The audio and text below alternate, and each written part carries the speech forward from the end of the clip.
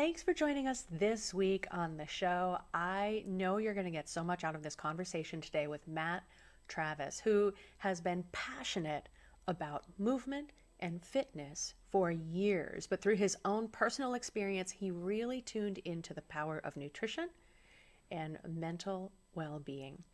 So if you're a busy mom, you might be in his sweet spot. He's been helping busy moms and busy working women in his gym for years. But for men, women, parents or not, there is so much value in this conversation. Time to release the weight, carve out a minute for yourself, and enjoy the conversation. Thanks for joining us.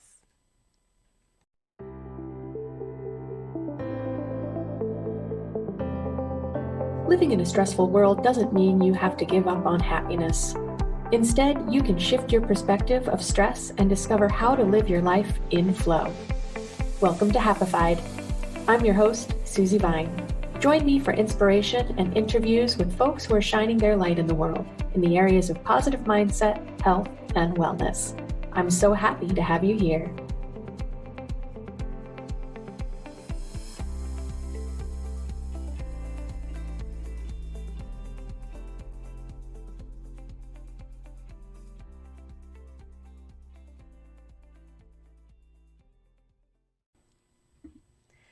Welcome back. I am so happy to have you with us this week on Happified for my conversation with Matt Travis. Matt is a rapid transformation therapist practitioner with a master's in health.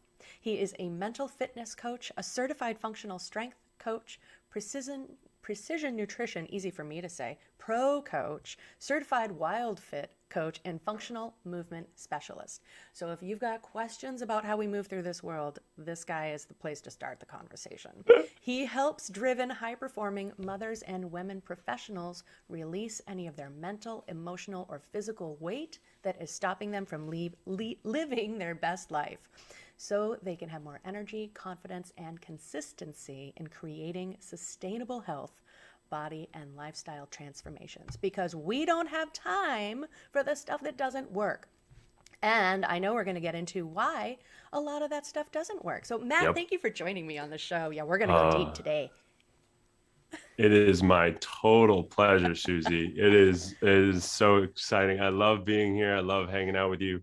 And yeah, we're going to get real today, folks. And clearly you are like myself. I would be a career student if I let myself. Once I went back and studied holistic health, I was like, I'd love to get a master's in public health. Like, we need to bring this conversation forward because people think it's kind of inaccessible. So I love that you have this breadth of training, certifications, and a master's in health.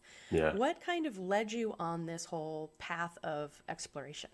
Yeah, it's just like you said, we love learning. And honestly, it's sometimes to a detriment. It's like so I had to tell myself, stop being a professional student, stop being like, you need to go and apply all of this stuff. And I love getting in the trenches and playing with it and, using all these different tools in the sandbox and just trying different things. But really, it just started with a love of physical movement and teaching others how to move well. And that was an undergrad in physical education and health, and then moving into coaching youth athletes. And I found a lot of them just didn't move well. And that's a lot of why injuries occur. So I was like, I need to go into the strength and conditioning world, and I need to learn all about that and functional movement. And then I fell in love with that. So I just was like, let's open a gym. And I knew nothing about business. So that was an interesting endeavor. Just at the beginning, I was like, when I opened it, I was like, oh, I need to learn how to bring people in. But, going through that, I started to have more, adults and moms coming into my fitness facility. And I just fell in love with working with them because when they get healthy and happy, it creates a ripple effect throughout the entire rest of the family. It's just, it's a super unique thing. And I just was like, I love this. This is what I want to do. And what I found was that I could help them move well, but I couldn't always get them to come to the fitness facility. I couldn't get them to get on board with eating a, specific way. And it started to raise that question of, how do you have a transformation that sticks? how, where does this really all start? And it starts in the mind with behavior change. And that's when, oh my goodness, like the wheels fell off the bus. And I really just, I went into a complete cycle of just digging so deep into the mind and emotion and feeling and all of that stuff over the past 10 years, and really understanding what it takes to get actual results. And like you said, keep them, which is the number one key. Yes. And I love that you brought that up, the power of the ripple effect, because I'm really passionate about that. There are so many ways in which we see, we don't just take care of ourselves when we feel better and do better, but it's the people that we relate with, and then the second, and then the third degrees. It's 3 degrees of impact. So, I mean, easily within a family, you can see that, but just moving throughout the world. So let's start with why? Why is it so hard for moms to show up for themselves when they know everything that they're going to have to show up for? Like, doesn't it? Okay, so, and some of these are sort of like, I know the answer, but I'd love to hear your take on it. Yeah. Why do we feel like we can keep giving to other people without putting ourselves first? I think there's so many levels to this. We probably could do a whole podcast just on this one question. You asked the question. You asked the question.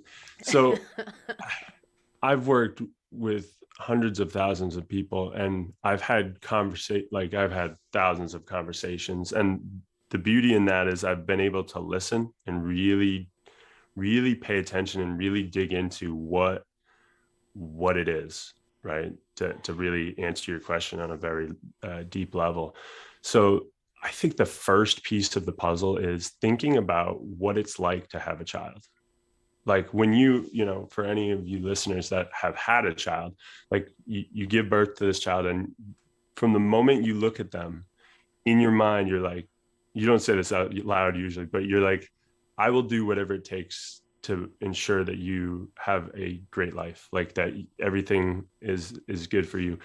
And then you just go, and you are, especially for like the first year, you're just holding on for dear life, right? The not sleeping, you're feeding them, but usually you're like, oh, if I can just eat really fast so then I can feed them. You're on like this time regimen where you're really focusing on a whole nother human and their needs. And a lot of times, because it seems so intense in the moment, your natural reaction is, oh, I need to do this first, and then, right? And you're always the and then. Yep. I'll get so back that's to me. Yeah, that's kind of where I think it starts. And unless you shift back to that balancing piece, I don't like to think of balance because it is a balancing act. It's it's in work. motion. It's I think an as soon as we think integration it's a thing. destination, it's a downfall. But if we think it's a process of discovery, okay. So understanding Absolutely. that balance is not a destination. For sure. Exactly. So but I think a lot of times when, the kids start getting older and they don't need you to be on top of it all the time, a lot of times we don't go back, right? Yeah. We have that, we've now hardwired those, neural pathways in our brain that are like, this is my role. This is what I do. These are what my habits are. And it's showing up and taking care of my kids and doing all this thing and that thing and making sure this is good and that is good and drive them here and drive them there. And if you think about what happens though within that process, it's a slow downward spiral for that individual. And it's usually not until they hit that extreme pain or the health issue or the weight has come on massively or whatever it is, right? Any chronic health issues, stuff like that, that they're like, wow, things have been out of balance for a long time, right? They've been out of balance for a long time. And what do I do now? I don't even know where to start. So, and when you're trying to change that behavior, it's understanding how to change behavior, right? Because a lot of us will just like, New Year's hits and they're like, I'm going to start I'm going to do 3 diets. I'm going to join 2 gyms. Right. I'm going to make a list. And as soon as I get to there, then I'm going to do it all. Exactly. So it's helping break it down piece by piece, mini habits, not overwhelming, not trying to throw it all. I'd say one of the biggest mental constructs I help people break through is the all or nothing habit, Yes. and so what we shifted to is always something versus all or nothing.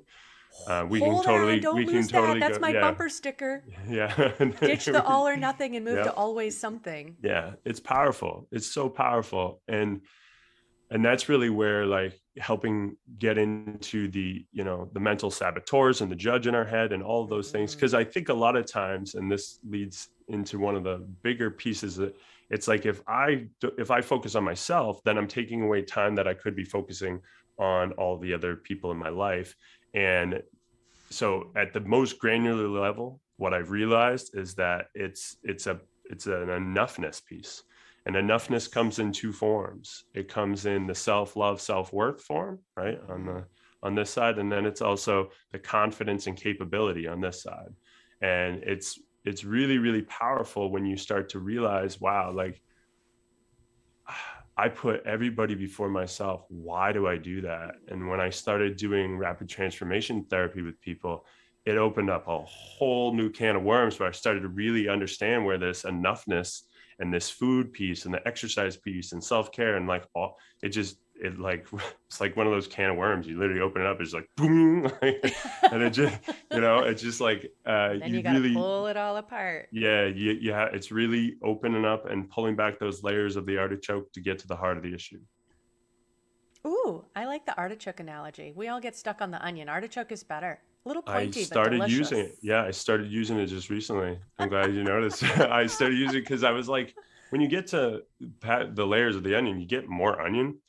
And I don't know if anyone's ever just tried to bite an onion. It's pretty gross. But the middle of the artichoke is actually really delicious. It's worth the effort, right? It's worth the effort. So, especially that really thorny stuff. Just when you're almost there, it gets intense. New level, new devil kind of thing. Exactly. And it's a heart. Like the middle of it's called the heart. So I just thought that was a better way of saying it. You can take that. Oh my gosh, we're going to get a lot of keepers out of this. We just got started. But I love that you're recognizing the difference, because I definitely see, and this is something that I really try to shine a light on in what I'm creating and sharing, is that worthiness piece that so many of us, we look outside for that to be reflected back. And until we have it, recognize that we are already there, we're not going to see that reflection.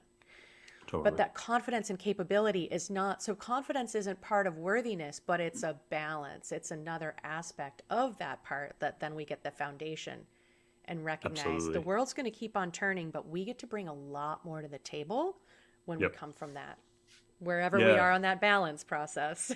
Totally. And I think a lot of us try to willpower and grit it too. And like, we haven't actually done the inner work that we need to do to really get into that space where we're actually aligned with what we choose. I find a lot of people like pick a diet or pick an exercise program or pick something, but it's not actually in alignment with their beliefs, their identity, their values, their standards, their habits, all of these things. So it really doesn't line up. And of course, that's just a recipe for not continuing to keep going with it. Right. And so when you decide to step into something, it's important to make sure that this thing is in alignment with who you are at a core level. Because if we're not going to do it, right, if you're not going to show up and take action and do it and get the results, then it's never going to stick. A lot of people,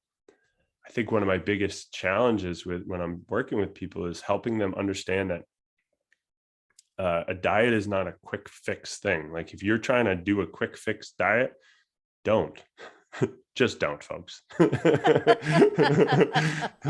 Just don't do that, because it's not helpful. It's thinking, okay, what are the little lifestyle shifts that I can make? What is going to align? Like, because when you look at your hierarchy of values, right, a lot of times the value of taking care of others comes before yourself. And that's kind of what puts you into that place. And I learned that the hard way when I was running my fitness facility and being a full-time teacher. And I just had my first child, and it was just so much. And I realized that I was putting myself at the bottom, and it ultimately led to chronic sinus infections, and then ultimately destroying my entire gut health. And I realized that I didn't have a choice at that point because I was so sick and I was so out of whack that I had no choice but to make my highest value self-care. Like it had to be. It was a non-negotiable, or I wasn't going to be around for my kids and I wasn't going to be around for people.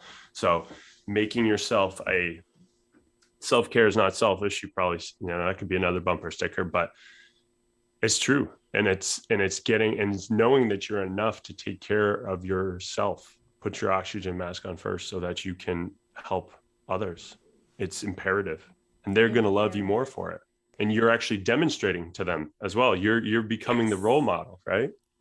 Making change. We are healing some generational stuff here, Absolutely. people. We are demonstrating to our younger generation that they are worth enough to put themselves first, because how do they learn that if all they see is this complete, selfless giving and overwhelm? And thank you for sharing a bit about your own experience too, and these recognitions that you had to grapple with, because I've had other guests on my show who are like, I was in the health industry, I was doing everything right, and I still got sick. I still had a heart attack. You had some chronic health issues that a lot of people might have said, oh, gut issues, sinus, it's life.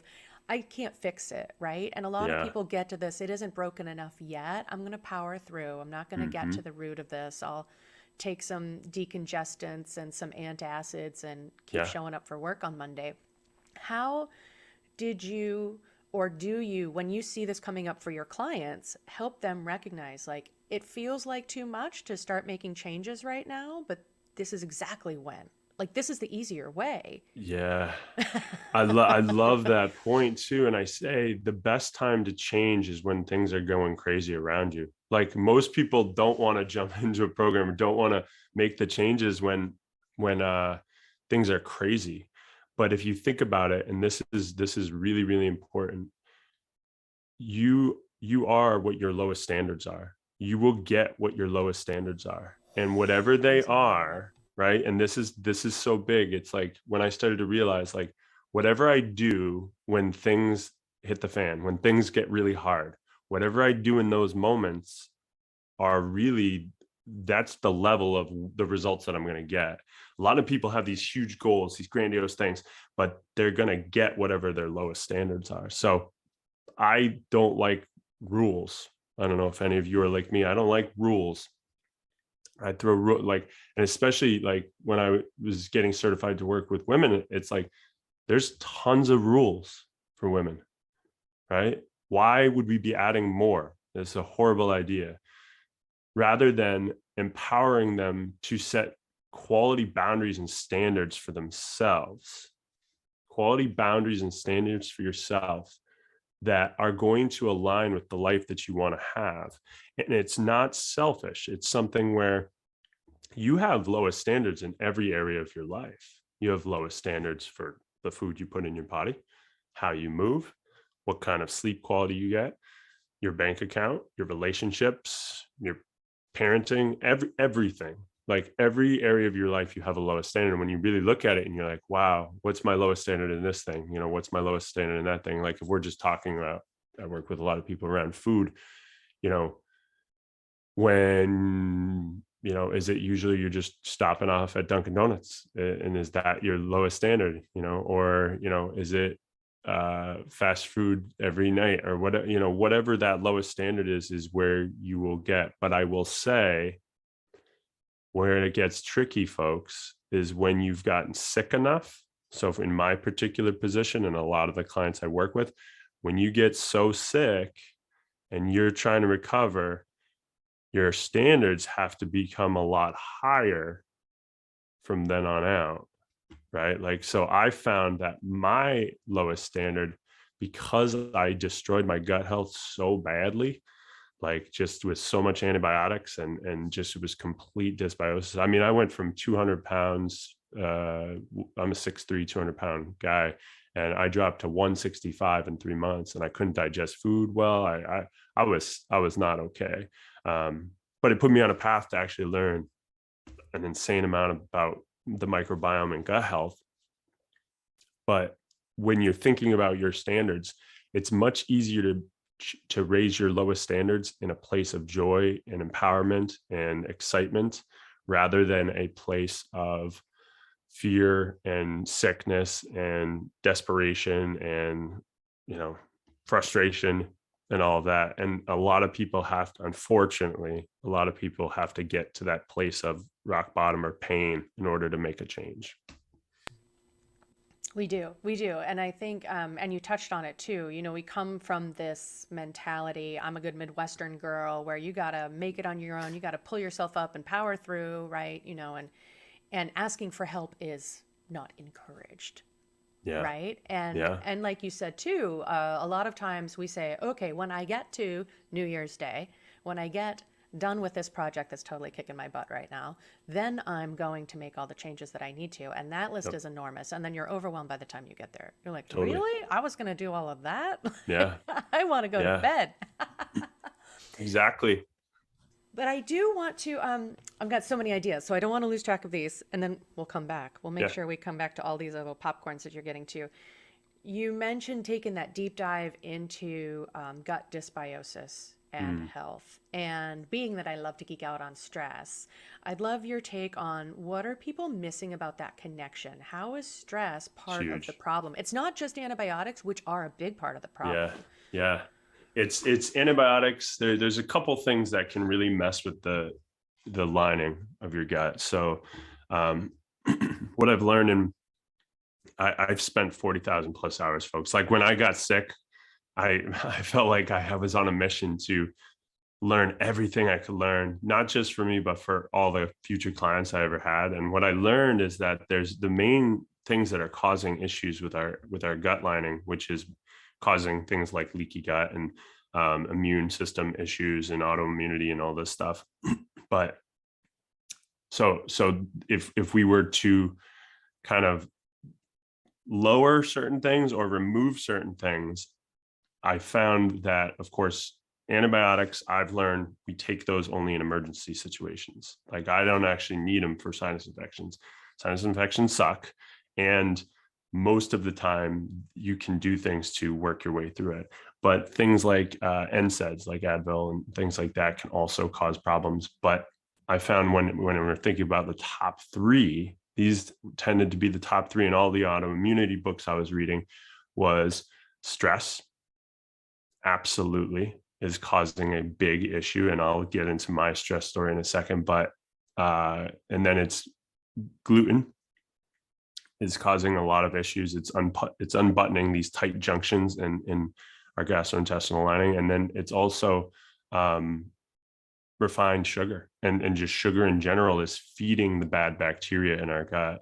It's its number one food source. So when we are trying to improve our health and our well-being, and we have all of these receptors, like a lot of people don't really get the connection between our mind and our feelings and our emotions and our gut.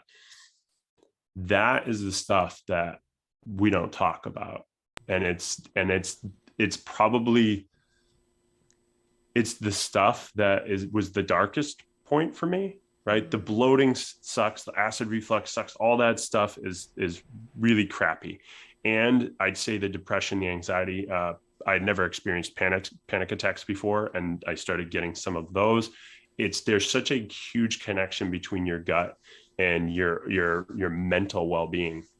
And this is so overlooked. So I'm so glad you're drawing this connection, because it's huge. Bring in the woo, it's all connected, and science is finally catching up with it. But our gut health has so much to do with the neurotransmitters of feeling good and being happy. But I mean, everything. You were in the space of taking care of your health, and still stress was enough to tip the scales, and suddenly 100%. You're feeling like you haven't ever before. So absolutely. Wow. Absolutely. Yeah. And I feel like I was also, and this happens to a lot of people, I thought I was eating healthy. You have this idea, I think we all have this idea based on what the world is telling us is healthy. And it wasn't until I, got certified and I just started really understanding nutrition and what I'm putting in my body and all of those things that changed the game for me, and really understood, like I was skyrocketing my, so something that I was eating that I'll give you an example of something I was eating that I thought was healthy, right? I was eating Ezekiel bread, which is a really good, sprouted bread. And I was making peanut butter and banana sandwiches. But that was something that was like a staple in my diet as a coach. Like, when I was coaching, this is circa 2010, folks. But I mean, that was massively skyrocketing my blood sugar, like, and my insulin release and like all that stuff. And I didn't know what I didn't know. And I've gotten so deep down this rabbit hole that I'm way more understanding and knowledgeable. And, I feel like back then I knew a ton about functional movement and all that stuff. But until I got the understanding of the nutrition and the mindset and even the subconscious mind, that was when things actually shifted and I'm actually able to deliver true transformation for people.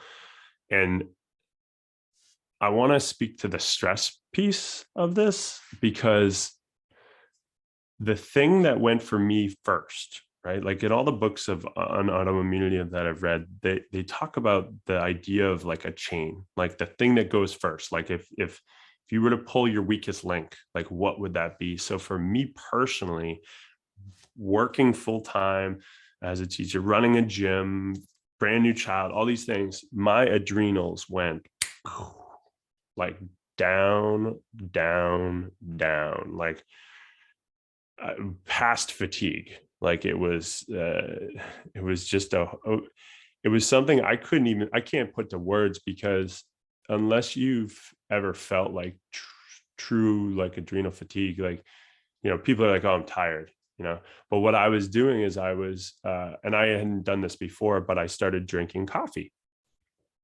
And that's a bad idea is what I learned. Like that was something where I was not paying attention to my body getting tired. And I was like, I can go, I can do this. My mental hyperachiever was like, go, go, go. And I was like, I can do coffee, I can drink, and I can teach, and then I can go and run my gym and blah, blah, blah, blah, blah. And my adrenals, by the time my gut health was destroyed, like my adrenals were shot. And when your adrenals are shot, you tend to crave sugar more as well, which is something else I've learned on top of the dysbiosis that I had with the gut bacteria.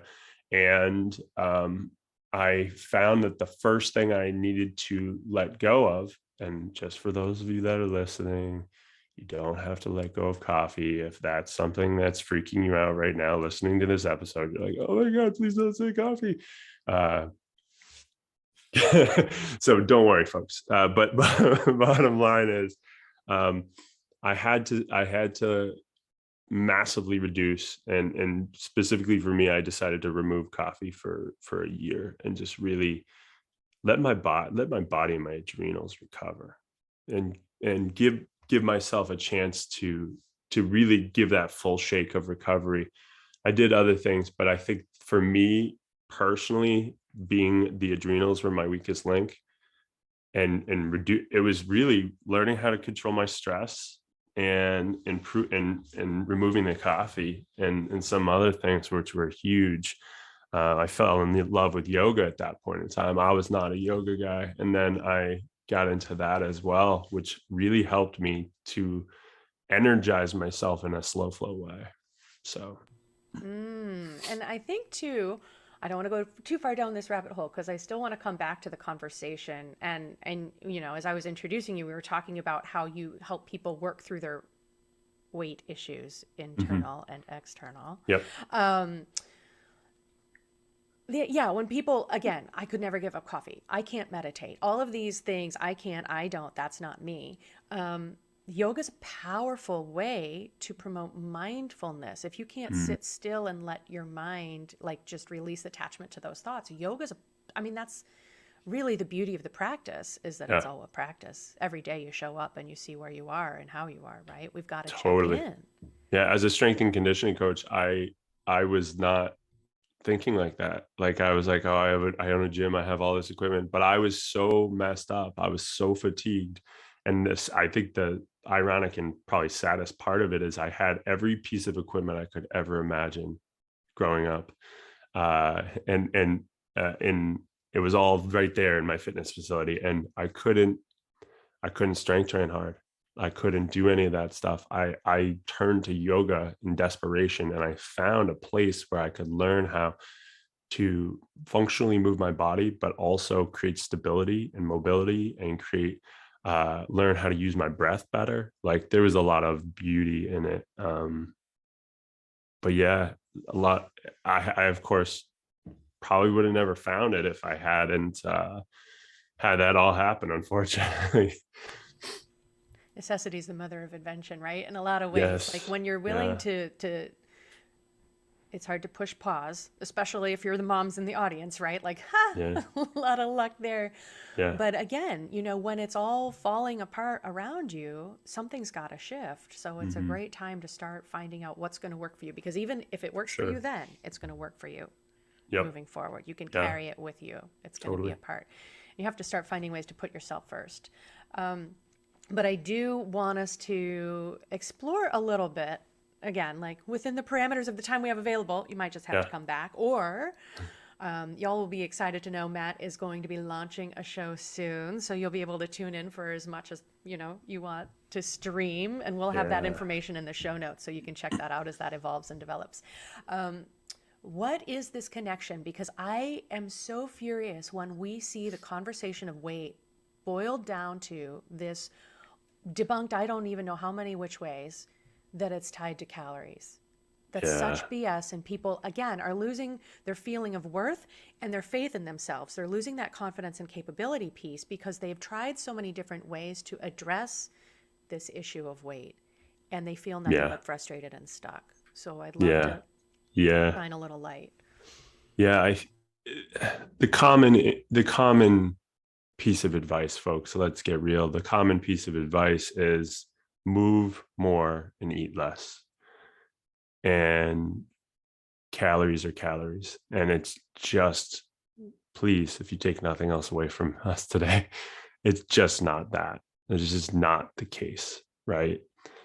There's so much more. And if we go to the most granular cellular level of just food, right? And us as human beings, I've been studying the human body for over 20 years and just understanding the complexity of what a human being is and what we were meant to eat and what we were, how we were meant to move and all of those things. And when we really think about how, our 1,000-year-old, million-year-old ancestors were being, right? They were moving, they were hunting, gathering, foraging, all these things. And there wasn't calories counting going on, right? That's not the thing. Calories it's the energy that the food is giving you, right? Now, some people have developed over a period of time, or maybe were came on a planet with this specific issue because of things your parents have had. But it's when your body becomes resistant to insulin, right? So basically you're eating food, it's creating a blood sugar spike, right? And a lot of times food that are higher in um, you know uh, processed carbohydrates and refined sugars and things like that, they're going to spike your blood sugar more. And therefore the insulin buses come on in, let's take the blood sugar to the cells, here we go. And it gets to the cells, and the cells are like, no, man, we've done this a million times. Like, we're burnt out. There's no more allowed in the cell. It's like the bouncer at the bar, right? Can't come in. No. So they kick it back out. And then of course, blood sugar remains high. And then you have to create more insulin, and you're just slowly beating away at that over and over again. And it's creating this blood sugar roller coaster. And that's why you're probably hungry a lot of the time. That's probably why you're craving more things.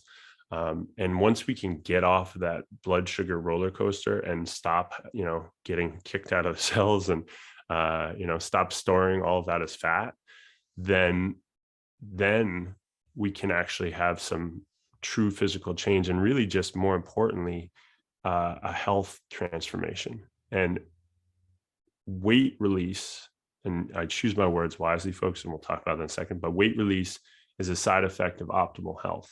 That's what it is. So you will feel mentally, physically, and emotionally better when you look at it from, I want to be healthier. Weight release will happen. It absolutely will. And the reason I don't say weight loss a lot of the time when I'm talking, sometimes I have to use it in my marketing because people really like key into that word. But I like to think of it this way. When you lose anything else in your life, it's actually usually a negative thing. If you think about it, loss in any other platform is not great. So weight loss is the only thing that people want to lose, right? And then secondly, if we lose something, we can find it. So I would much rather release it so it goes away forever. So that is the reason. And actually what we're calling our podcast is Release the Weight and Rise. So it's all about releasing the mental, emotional, and physical pieces of this. And the mental and emotional pieces, I would say, is just as important as the science, the very short synopsis of the science I just broke down for you. But yeah, it's just paying attention, eating real foods, looking at food sensitivities. All of these things are going to be key. And it's way past the realm of calories. It's way past it. Yes. And as you're explaining that process of the way that our blood sugar spikes, cortisol does the same thing. Absolutely. So again, the way that stress can affect our gut health, stress also impacts and can lead to insulin resistance because cortisol Totally makes our body think we need that fast energy to get away from the tiger in the bush that isn't there anymore. And then where does it have to go, right? We're sitting at a desk, we're not metabolizing those hormones. Yep. And the sugar's up. So that adds to it. And yeah, it is also connected. And also I love to geek out on environmental health too, because chemicals have affected my health in the past. Yep. And we don't recognize or give credence to the fact that the products we bring into our homes that we're cleaning our homes with or using in the shower also, there are classes of chemicals that some people call obesogens because it changes the way our cells hold and store fat. Yeah. Exactly. Because toxins are held, many kinds of toxins are stored in fat, and our body's like, nope, we don't want it. We're going to lock it away over here. Yeah, it's a protective mechanism. It's amazing how the human body does that. Right. And then people start to release weight or they go on a detox. They start to open up those stores. They feel like crap. Yep. And then they're like, oh, this isn't for me. I'm off. I'm going back. Yeah. Yeah. This health trip, I don't want no more of this. There's like something's wrong. It's because you did it too fast, right? And the body can't handle that. Like it's just too fast, too soon, too quick. It's too much. And we got to think of our body as like, we're here to protect it, right? We're here to, and it's trying to protect you. That's why it stores all the toxins and everything's in your fat cells so that you don't get hurt. So you can live longer. The liver can only do so much, especially if we're having the wine after work and the coffee to get us into the 3 o'clock slump, right? Exactly. Like, yeah. The liver's like, whoa, yeah. We're good. Hold up.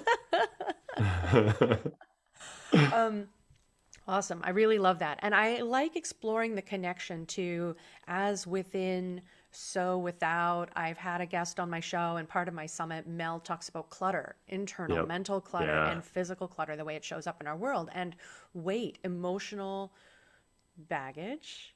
Yeah. And that stuff that rides around on our hips, right? There's so many fascinating connections when we recognize that holistic approach, that not just zeroing in on the one thing we think we need to change because it's the physical recognition. Totally. When we take that all around approach and say, what makes me feel better? Short diatribe here. Tell me what you think about this whole self-care. Again, I mean, you said earlier, self-care isn't selfish, but it's been so appropriated in marketing pitches lately, right? And people are like, ugh, bubble baths and scented candles. Like, that's not my jam. I don't have time for self-care. Or I've talked with some busy moms and they say, I'm finally sitting down for 5 minutes at the end of the day. I don't want to think about something that's good for me. Yeah. Yeah. Yeah, exactly. Right. Help warm people up to this self-care actually has its benefits. It's stopping thinking that self-care is something that you have to do. right? Like you have to like go and do this thing, like No more sit it. rules on self-care, huh? Yeah, Back to the yeah, rules thing. exactly. Get rid of the rules. It's what's your lowest standards throughout the day? Like here's a extremely relevant, very functional tip.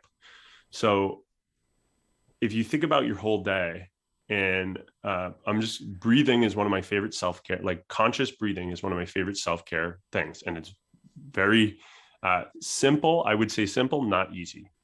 Yep. Because like you said, like I just sat down, right? So when you sit, and I'm saying no more than 2 minutes, folks, 1 minute if you need to make it even that short.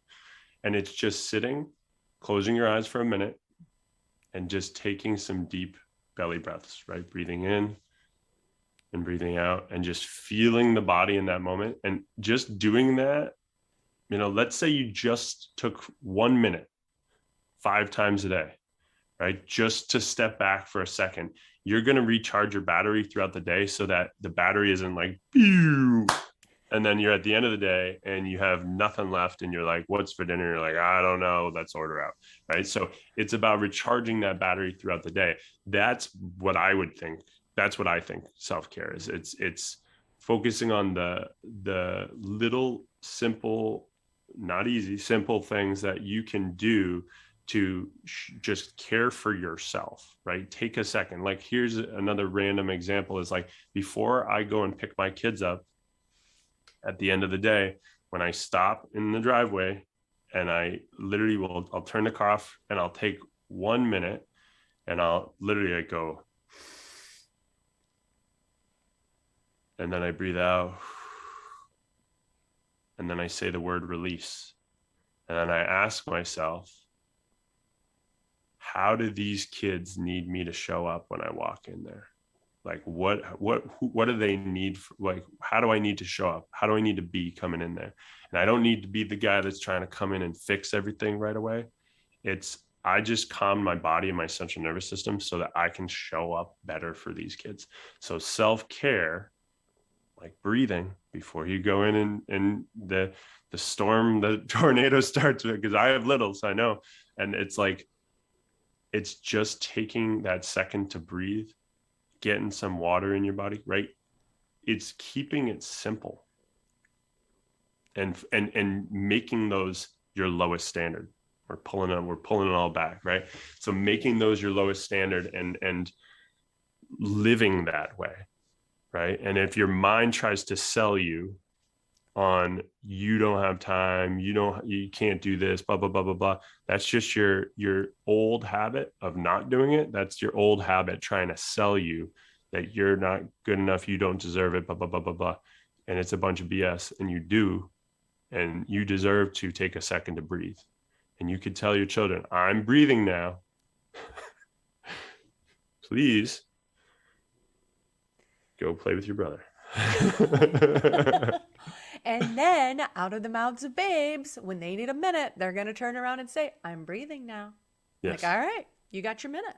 Yep. Right? Like the tools that, again, with these kinds of examples, by putting our well-being, choosing my words carefully, because sometimes I just talk fast and right? Not balance, not putting our balance first, but putting our well-being first and recognizing I need to fill my cup with a minute to breathe. Yes. I talked to my brother when he's driving home from work and he's like, oh, there's Andy in the window. I got to go, sis. I'm like, right? 1 minute. 1 minute. And what does it do for them too? Because then you're actually present. You're not just coming off of whatever. You're not still on that mental trip that you've been chewing on your drive home. Right? Now it's getting back into the body. Yeah. Yeah. And it's the first time they probably have made a conscious breath the whole day. Right. So it's like, that's why I say, if you could split it up 1 minute throughout the whole day, Yes. Yeah. Or so it doesn't have to be a sacrifice to work some self-care in. Yeah. It is one of those habits that we need. So set some reminders on your phone, put a Post-it note, on the computer screen. If you don't look right past it, that's my trick. I have so many Post-it notes, I don't see them anymore. It's just the colorful frame. Exactly. So the systems that work for you. Yeah. This is amazing. Tell folks, and we'll have a link in the show notes, but just in case they're on the move, tell folks how they can find and connect with you and stay plugged in. Yeah, absolutely. So the podcast should be launching soon. It's called Release the Weight and Rise with me and Andrea Wickens. And then you can find me on Facebook, Instagram, all LinkedIn, all those places, Matt Travis and The Potential You, Yeah, show the off your shirt. potential You got your branding. dash. Oh, I do have my brand. There it Yep, is. The The Potential potential You. dash you, right? So it's because it's deeper than just weight release, folks. It's more than all this, right? So it's the mental, emotional, and physical pieces of this puzzle, because that's what this takes, this whole transformation takes, right? So I so appreciate what you do, Susie, and how you show up. And it's just been such a pleasure. We will be definitely doing this again. Yes. Oh my gosh, we just scratched the surface. We could have like a whole show on every single topic that we Yep. looked into. So I'm so grateful for what you're doing, all the ways in which you show up and serve. And maybe on the next conversation, we'll dig into the benefits of channeling your California raisin. Maybe I'll include a picture on the blog. We'll see if I get permission. All right. Thank you so much for making this doable. We can start, especially in the moments when we're like, something's got to give. This time it's not you.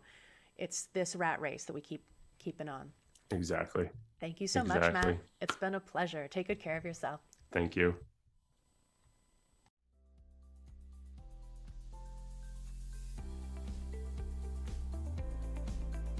Thank you for tuning in today. Check out the show notes for any links we mentioned. To learn more about living life with less stress and more flow, visit happifiedlife.com. And if you found value in today's episode, make sure you subscribe to catch the next one and leave a review to help fellow pod surfers find Happified. Until next time, keep on shining.